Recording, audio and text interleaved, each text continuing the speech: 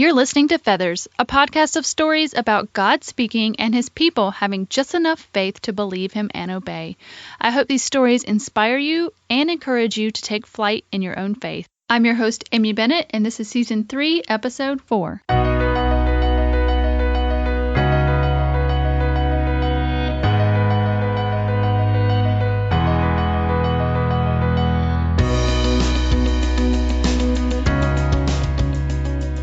Well, hey friends, and welcome to this week of Feathers. I am so excited to have you here today. I have some exciting things happening today. I am so excited about our guest, but also I am super excited because the first shipment of t-shirts showed up this week, and they are so cute. I am so just thrilled with how they turned out. They have, if you haven't seen them, they have a feather on the front, and they have the Psalm 91:4 verse on the back, and they come in pretty much any color that you could want, any size, and they come in short sleeve or long sleeve.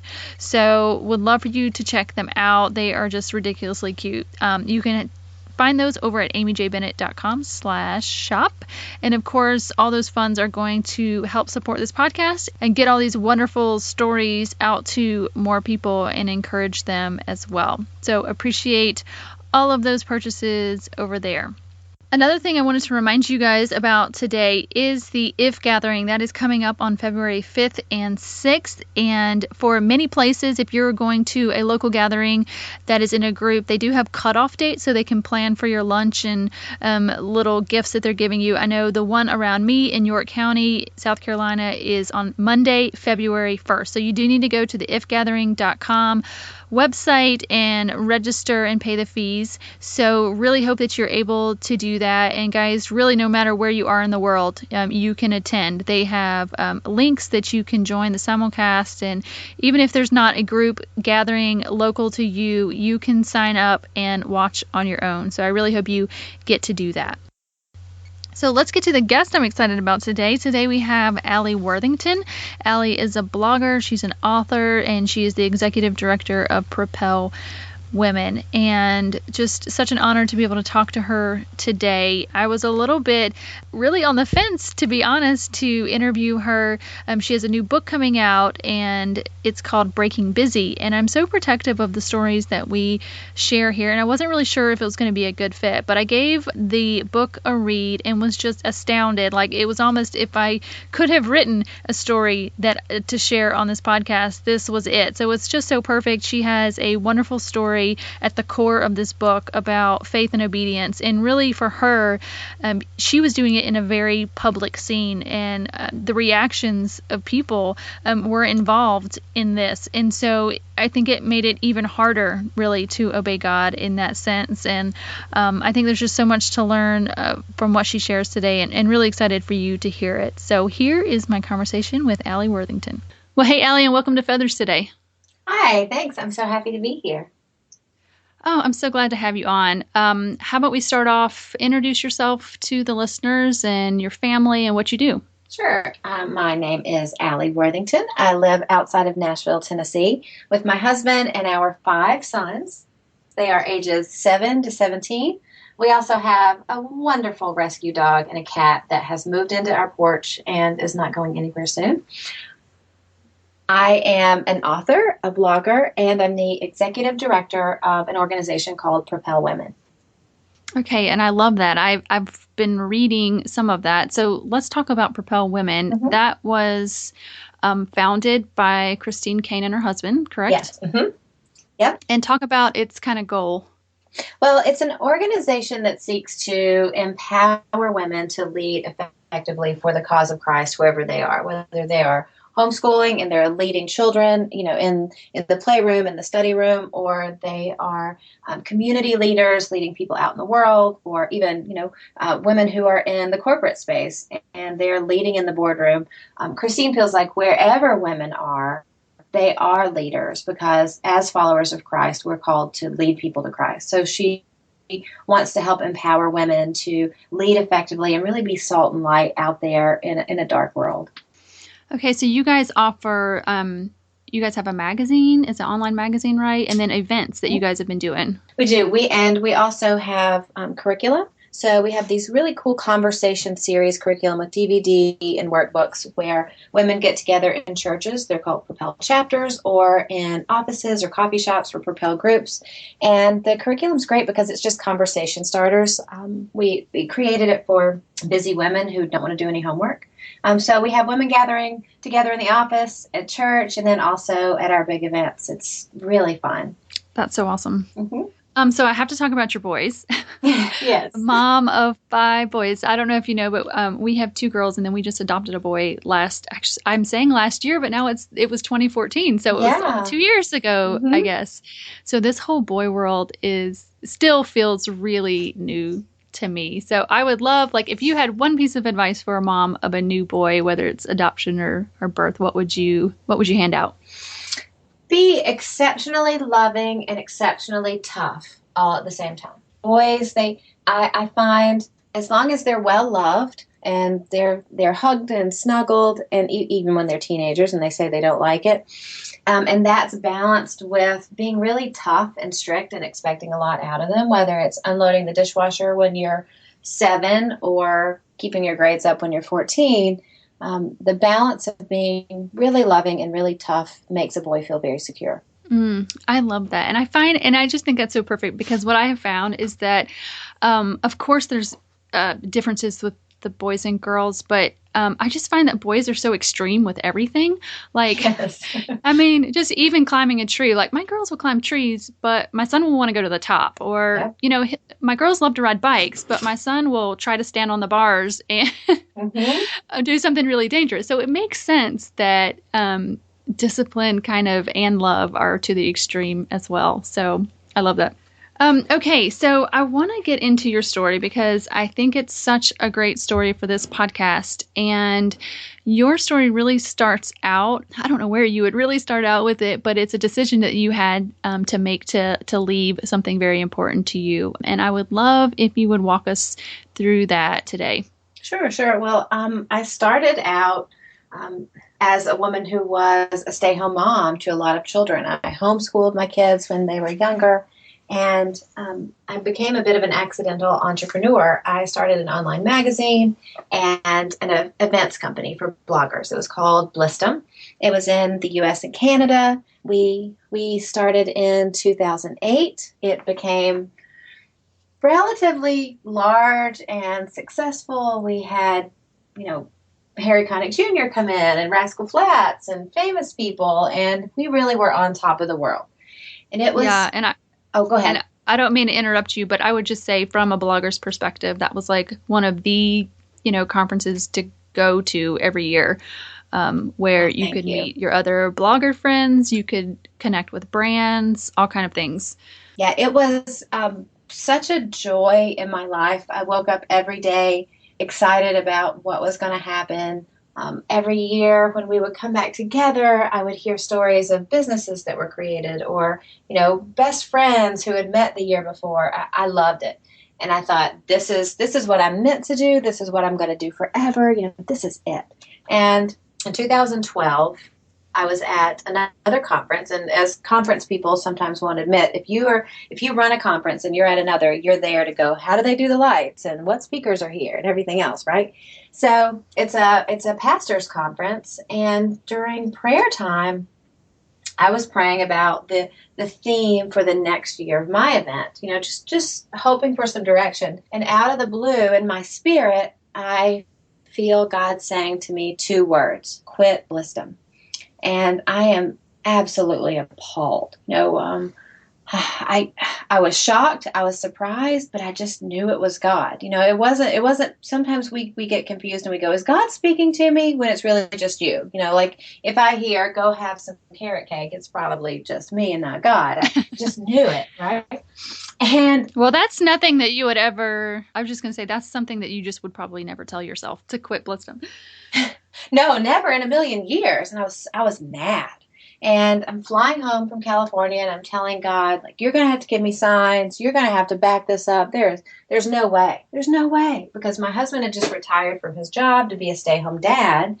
Because as I got busier and busier in my work, one of us needed to focus in on all these kids, right? So on the flight home, I convinced myself that I'm just going to be a submissive wife, right? And I'm like, Mark, my husband, he's Mr. MBA, he's Mr. Spreadsheets. There's no way I'm going to walk in and say, hey, I need to quit this thing that supports our family, and I'm not sure what, because I'm pretty sure God told me, right? I'm like, no way.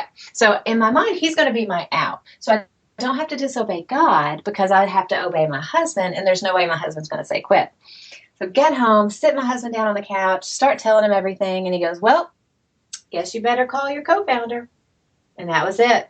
And so I had God telling me to quit. I had my husband backing it up, which only God would have my husband say quit. And then I knew what I had to do. But honestly, I did not quit for an entire year. I had one more season of events because I wasn't willing to obey until I knew what was next. And God was telling me to jump off the ledge, and he was going to show up and catch me, and I didn't trust him. So I spent this long, miserable year not obeying, wasting my time, trying to challenge God to tell me what was coming up next. Finally shut it down, broke a lot of hearts, disappointed a lot of people, just did weeks of apologies, honestly, and did what a lot of people do when you're not sure what's next for you, career-wise, but you have a family to support. I did consulting and business coaching.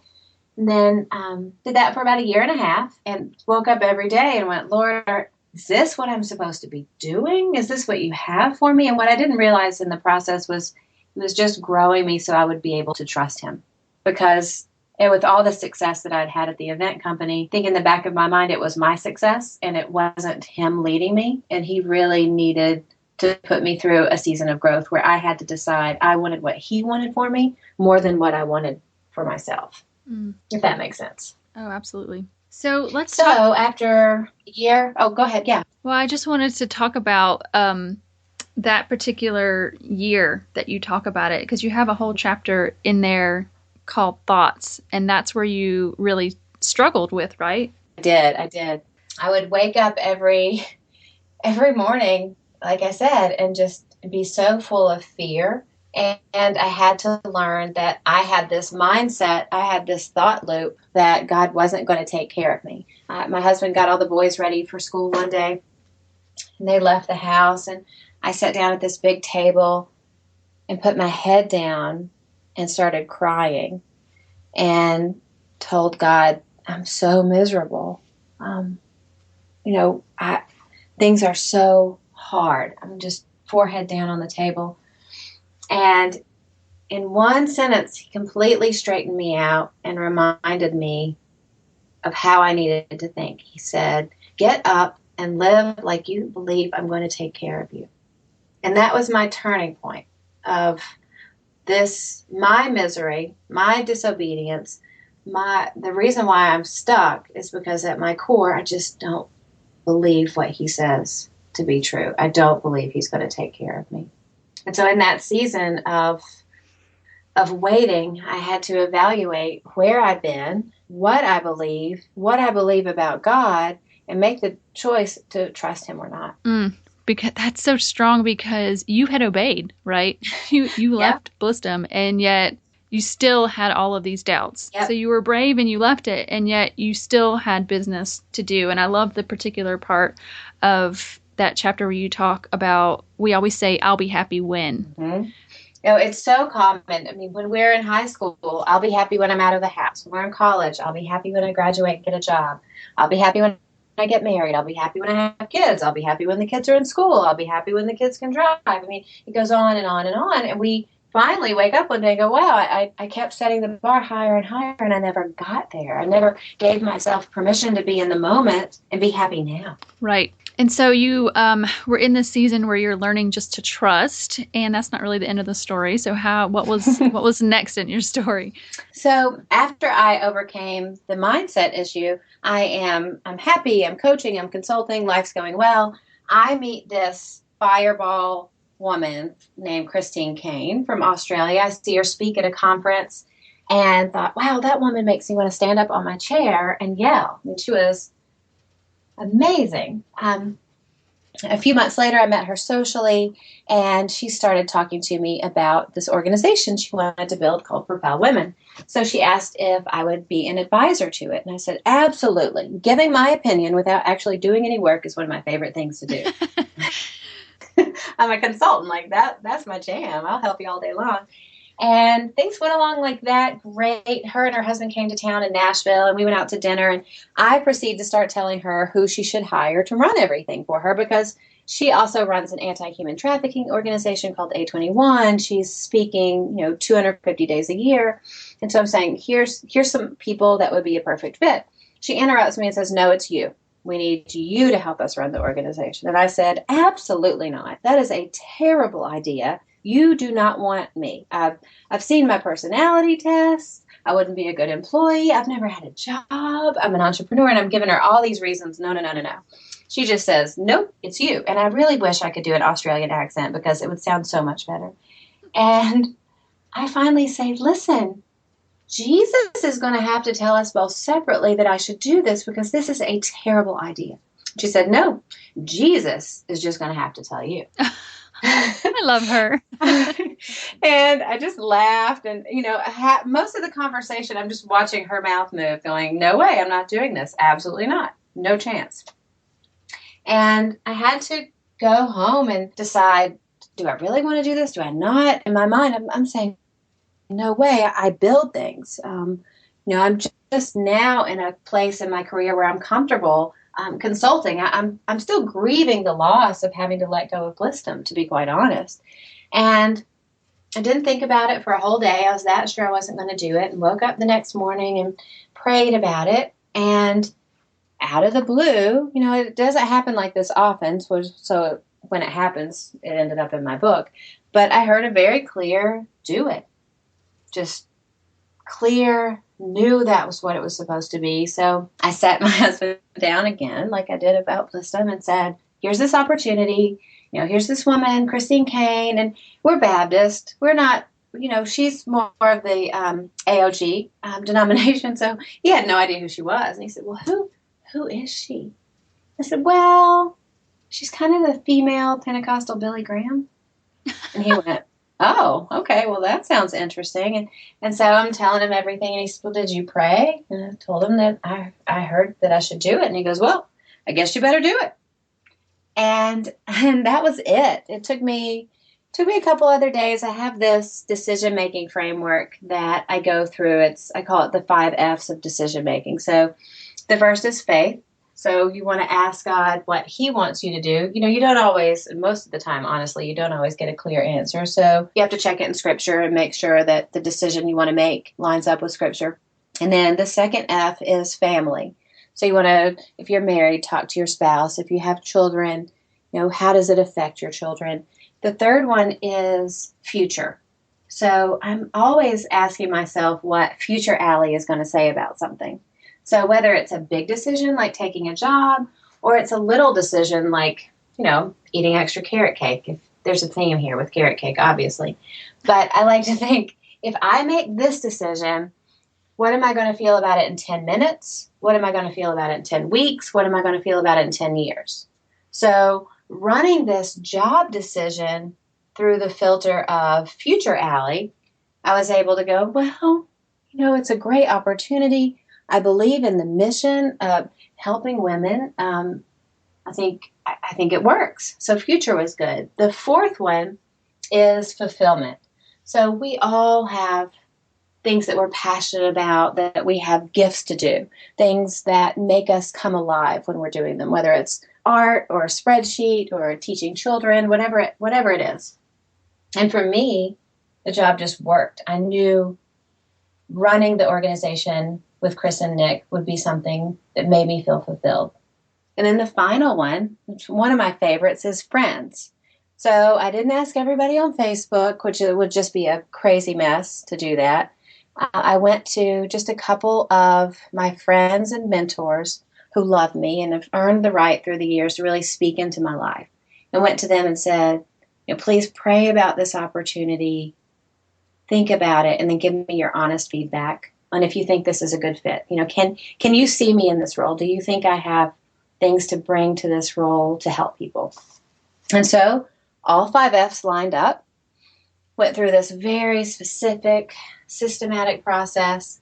And on an early Saturday morning, I texted Christine and said, okay, I am terrified and nervous, but I'm supposed to do this. I'm in. And all she said back was, it's about time you heard from God. I love you, and a smiley face. And that was it. Oh, So she heard from God, hire that woman. And I had to go through a massive process, and it all came out the same. She knew. And so that's what I'm doing now. Yeah, so that's what you described at the beginning of the podcast. And Yes. So how long have you been with them? For a little over a year and a half. And it's funny, when I look back, now it all makes sense. I never would have been able to say yes to this opportunity had I not obeyed God when it didn't make sense. Mm-hmm. And I want to go back to, because I feel like you have 2 sort of decisions, right? The first is to get something out of your life, but the second was to add something new into your life. But I want to go back to that first decision where you had to leave Blissdom. In your book, you call this an edit. So can you talk to us a little bit about what that means, and there's different types and all of that? Yeah, editing is a concept. I joke that editing is so key, but it's not sexy. We never want to talk about editing, because when we talk about editing, it's normally taking something away. And there are 2 types of main edits. There are proactive edits, so edits you make in advance because you know you're not going to want to do something. A proactive edit is when you identify certain things in life you don't want to do, responsibilities you don't want to take on, and you go, you know what? I'm not going to be able to do that because that doesn't work for me. So that's editing proactively, and that's great. Normally you can edit proactively and not do a lot of damage to anybody or anything. Now, a reactive edit, on the other hand, happens when we take on too much, or we, wake up one day and our schedules are too full, or the responsibilities are just killing us. And then we have to go, you know what? Forget it. I'm not doing it. I quit. I'm done. So being proactive with your editing is really the best way to go about life. But in all honesty, most of us, even, I've studied this, I've worked with it, I've, helped women through it. We still tend to make reactive edits because we don't want to disappoint people. So we say yes to things that we know at the time it's just going to suck the life out of us, and then regret it later. Whereas making a proactive edit, we can avoid that. But another thing about editing that it's really important to remember is editing isn't just about taking away. Editing is also adding in things that really give you life.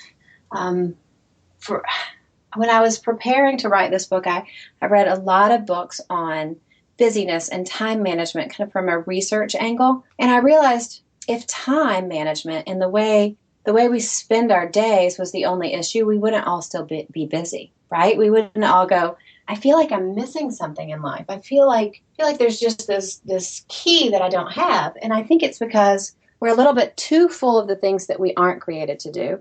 And we need to edit in things that actually make us come alive, that, God has planted gifts inside of us and certain passions. And I believe that they are indicators of what we're created to do.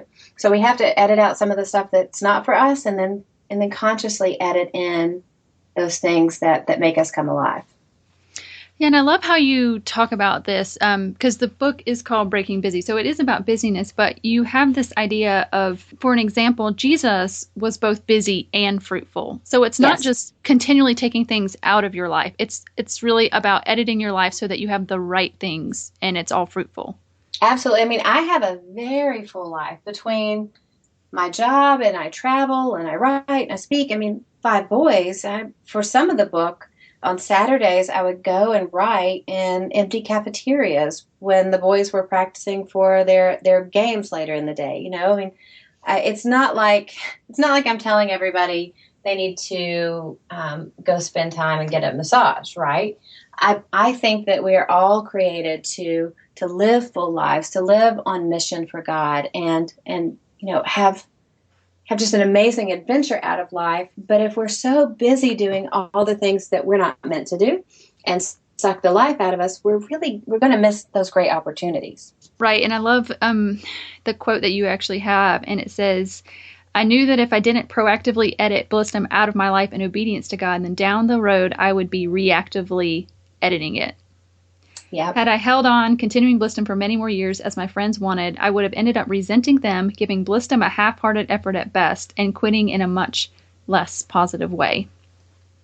Yeah. So that being proactive with this editing and getting the right things out and the right things in sets you up for success. Absolutely. And I've talked to so many women since I've written the book who've said, one woman was a women's minister at a church, and she said, God told me 2 years before my job ended that I needed to go. And I just wouldn't go. But I knew every day I was supposed to go. And it ended up not ending well. Or lots of different stories of things in people's lives where women have said, I knew at the time I needed to let that go. I knew at the time I needed to not do X, Y, and Z. But we, as women especially, we don't want to let people down. We don't want to disappoint people. We don't want to step out into that unknown and take a leap of faith. And we really suffer for it. Yes, I love one of the things you talked about that you learned during this process is that God told you to. And like you're saying, often God tells us and gives us warnings and helps us try to make these proactive decisions. But you said that he also gave you the option to choose what to do. Yeah. So I think that's really powerful that God is directing us and yet asking, will you trust me or will you not? And really gives us the option. Yeah. And, there is a perfect plan. And in the middle, before we get to that perfect end for our lives, I believe we can mess a lot of it up. I mean, I know I've tried. I've done a good job wasting time. And that's the key. It's going, okay, it doesn't make sense, but I'm going to choose to trust you. Yeah, and I think that really comes down to, and you talked about this, is really we can't lean on our own understanding. We really just can't reason ourselves to the right answer a lot of times.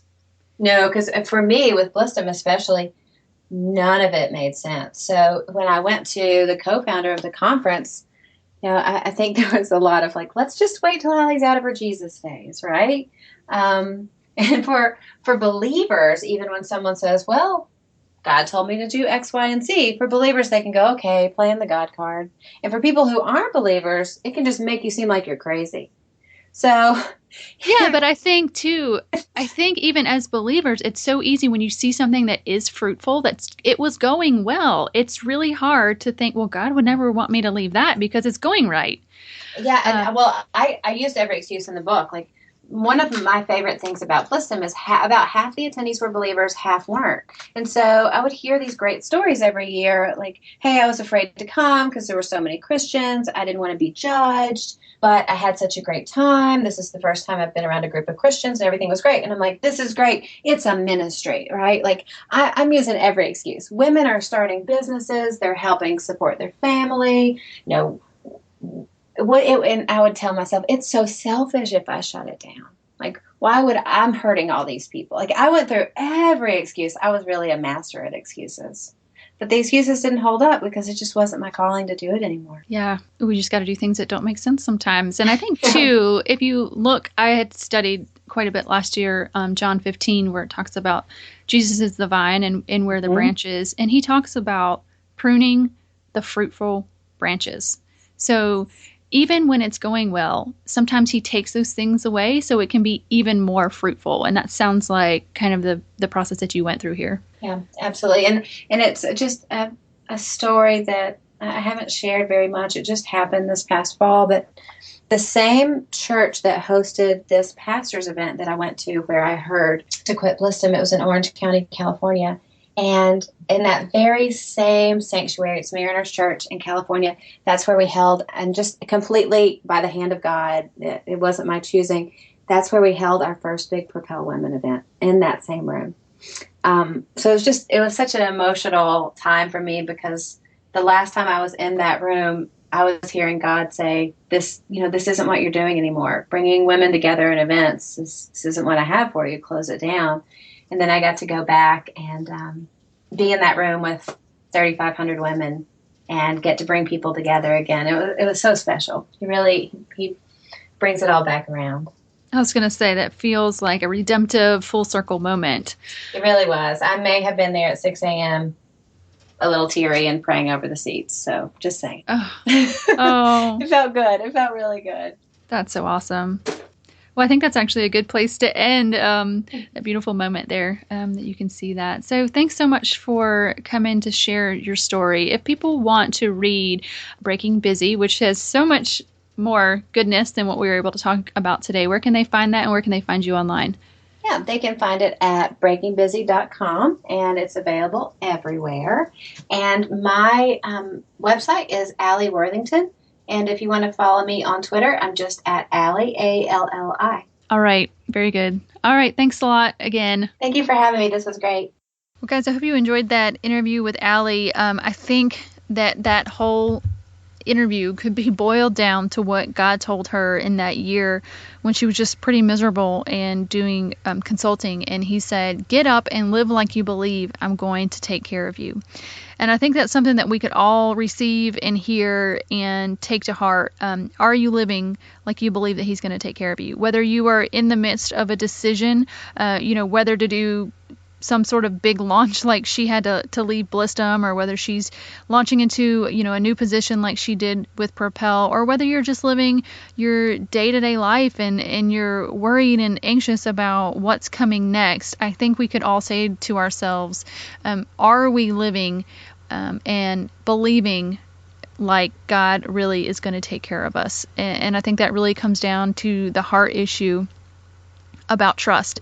And do we really have the faith to believe that God is who he says he is doing what he says he's going to do, and are we living our daily life like that? So I just want to encourage you to lean into that, and if you can't answer that you are living like that you would just go to God and tell him, just confess to him how you're feeling and let him speak to you, and that he would give you faith. You can pray, Lord, increase our faith, increase my faith. That's what the disciples did. They just prayed, increase our faith. And so I think we can do the same thing. If we find ourselves not able to answer that question, are we living like we believe that God's going to take care of us? That we just go back to God and ask for that faith, because he will be faithful and give it to us. And I just pray that you can take this story in with you, and you can be encouraged that God was faithful to Alli, and God was able to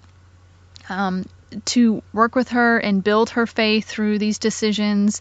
And then I just love the end of her story where she shared that moment in the church where the same room that he asked her to stop bringing women together, that he used that same room to bring women together, but just in a different way than she thought. And she would have never seen that beautiful redeeming moment had she not obeyed the first time. So let that encourage you that God is in control, that no matter what you're going through, that you can trust him too.